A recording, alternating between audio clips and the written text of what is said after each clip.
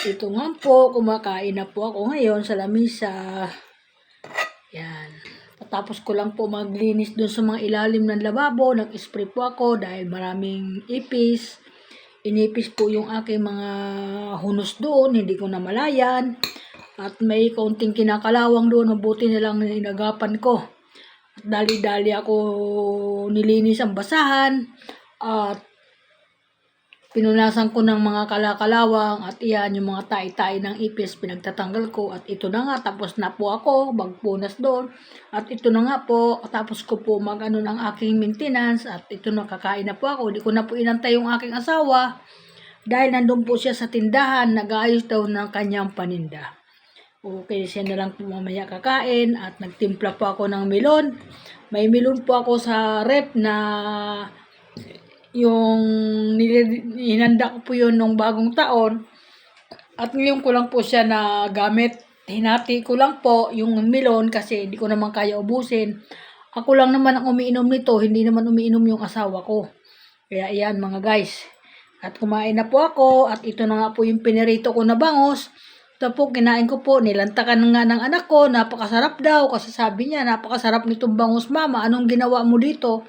Sabi ko, yan yung bangus na, ano ba yun, yung wala ng tinik, borlis. Sabi ko ang ganon.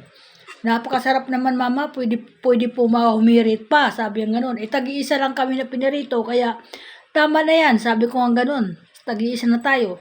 Ay baka hindi matira yung papa mo. Magagalit yun. Tapos naggisa nga po ako ng talbos. Ito na nga po yung talbos. Naginisa ko, napakasarap naman. At hinaluan ko po siya ng tira na pure food sa corned beef. Yan po yung pinampalasa ko sa talbos. Ang sarap po higup-higupin yung kanyang sabaw, mga busing. Ayan po. Sabi ng anak ko, sariwang-sariwa yung talbos. Sariwang-sariwa naman po talaga yung talbos. Bagong pitas po yan dahil yung nag-deliver na suki ko, pagkakapitas niya, saka po niya inilalako. Ayan po mga guys, kaya maraming salamat at ito na naman ako kakain. Pagkatapos ko kumain, antayin ko lang yung asawa ko dito sa baba at akit na ako sa taas at magpapahinga naman ako pagkatapos ko pakainin yung aking mga alaga. Ayan mga guys, talagang ganyan ang buhay. Magpapahinga na lang tayo pag matutulog pa. Bago na natulog, pagurin ko pa yung sarili ko. Yan, thank you so much at welcome to my vlog at ingat-ingat po tayo mga guys sa atin na naman pagtulog ngayong gabi. Huwag po tayo masyado magpapahimbing ng tulog, baka po pasukin tayo ng mga masasamang tao ang bahay natin sa bagay. Wala naman ngayon yon lalo na pag mahirap pasukin ng isang bahay na aakyat mo pa hanggang doon sa ang padlock niya ay mga hindi basta-basta, mga bakal. Yan mga guys, kaya nanalangin ako kanina bago ako kumain nga sana ayan. Ingatan mo kami sa buong gabi ngayon at ingatan mo din ang buong gabi ng mga anak ko na nasa ibang lugar.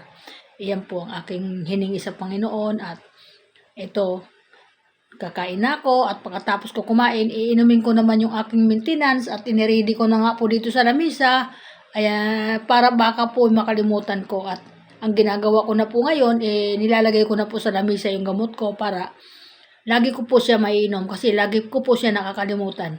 Okay, maraming salamat. Bye-bye po sa lahat ng mga idol. Welcome to my vlog. I love you to. I love you so much sa inyo mga idol.